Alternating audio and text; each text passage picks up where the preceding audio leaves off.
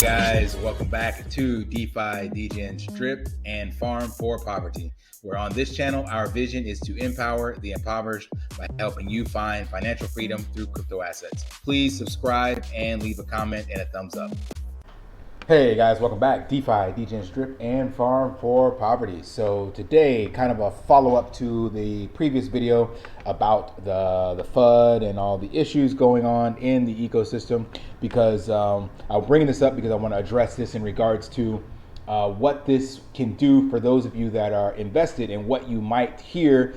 And I want to also give my take on it and how I'll be addressing it on my channel, or not addressing, I should say, and what I'll be doing with my Telegram group. So TLDR, I'm not going to be entertaining it. I'm not worried about it. I am bullish on what Forex is designing and continue to support it because I do believe it has the ability to change financial stability for people in the long run.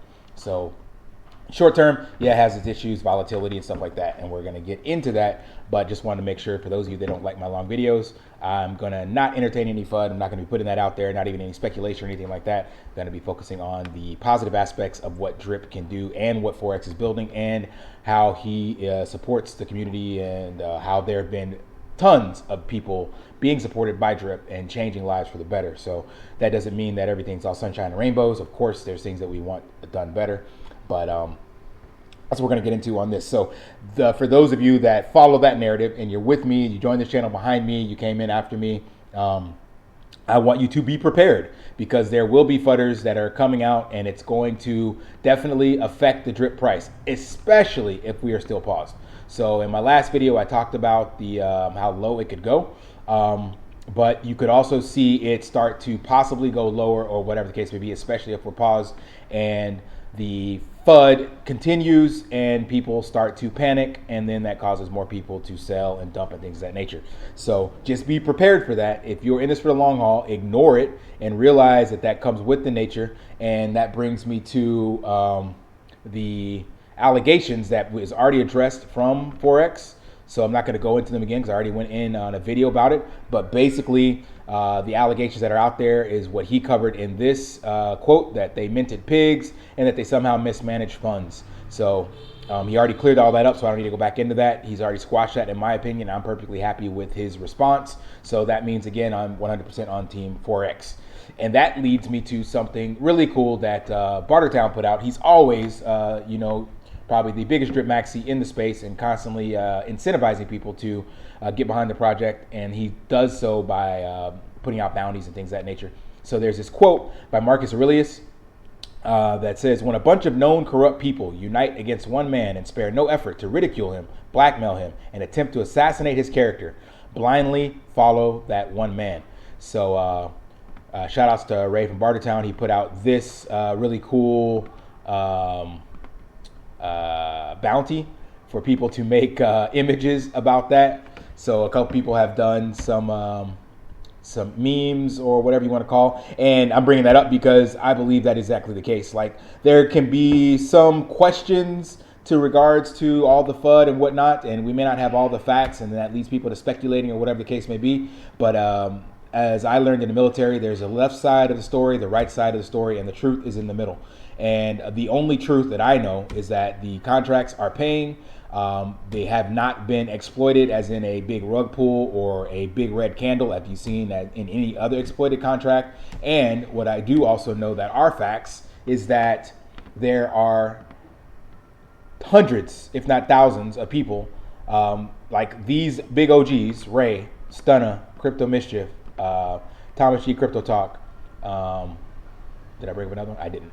Tons of others, right, that have built their communities. And not only that, the members in their communities have also changed their lives for the better because of Drip. These are facts. That's all I know. I don't care about the rest of the other speculations and stuff like that. And I can see that. And you go into some of their groups and see, like, I know Stunner does it quite often. He'll show his Telegram group and the people showing the stuff that they bought. There's a girl out here in Cambodia that's building wells, a little cryptita, that came from Drip. So that's the facts, period.com. What else is happening behind the scenes? I don't give a shit, because the facts are that it's changing people's lives and that the contract is immutable and it works. And it continues to work unless we, the community, stop supporting it and run for the hills. So we are in charge of our destiny in this. If it's the community project, as Forex always says, we have the ability, if we actually rally behind one another, get everybody together and pump our own bags, so to speak, because we know drip can be sustainable. And if we educate the community the same way that, shout out to Easy Step from the Drip Reservoir team, showing how the reservoir can support drip. So literally the community can keep this going, and this can be a paycheck for every single person in drip if they just understand how to take profits responsibly. Like I put in one of my videos, looking at drip as like little employees taking 40 hours a week. You can literally have this thing continue to pay out. If you look at any of the miners, BNB miner has been running for 460 some odd days. It is a literal Ponzi with no other utility, nothing else to it, paying unsustainable APYs. And if the community continues to support it and do their 6-in-1, it continues to work.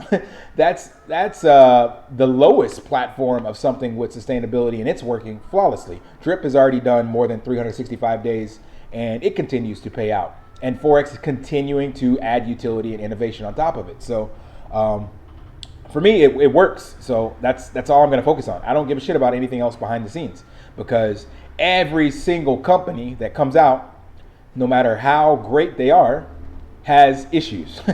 So you can think of this, I brought this up, recalls from some billion dollar companies, right? And these are in places where recalls were actually killing people. And these are great companies, but they make mistakes. Things happen. Their code is not written properly, so they got to recall something that was people were ingesting into their bodies. So DeFi is no different. You're putting your money into something and it's code, and you could misplace a comma or a zero or whatever. Something could happen, and you have to go back and fix that. And at least in Forex's projects, his recalls that he's done has not caused anyone any exploits where the money went somewhere else. When you have these recalls, some of them people lost their lives on, right? You're talking about salmonella outbreaks where people actually died, or you're talking about Tylenol recalls.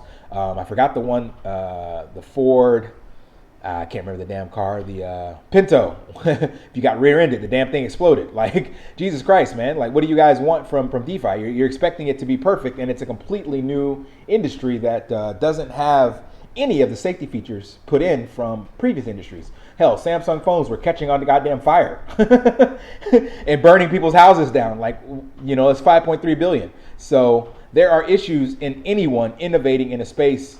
Ford tires, Firestone tires, I remember that. They were fucking blowing up, exploded.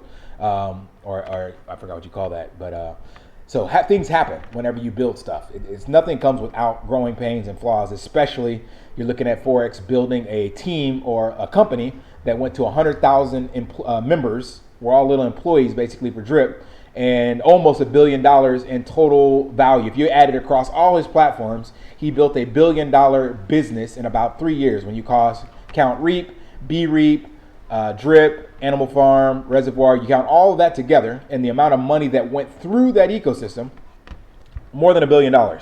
So $1 billion and 100,000 employees or community member, whatever you want to call it.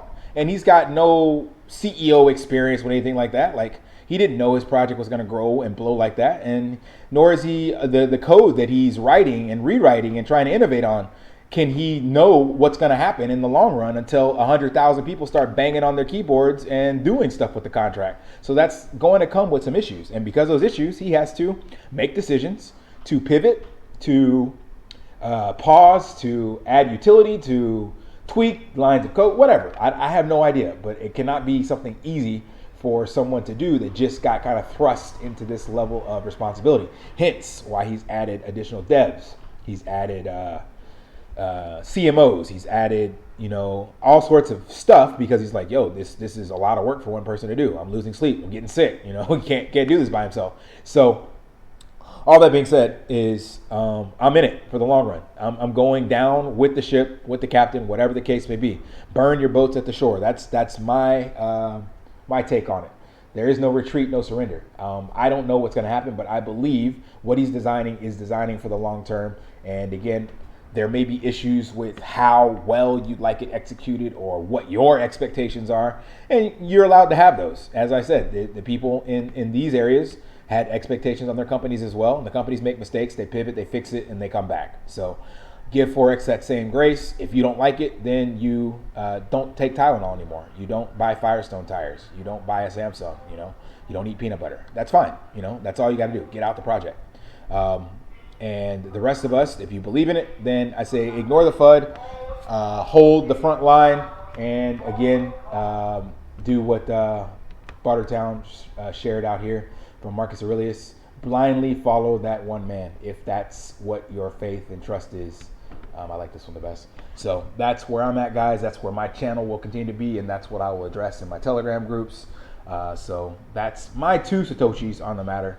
Until next time, guys, lift daily and achieve your impossible. See ya.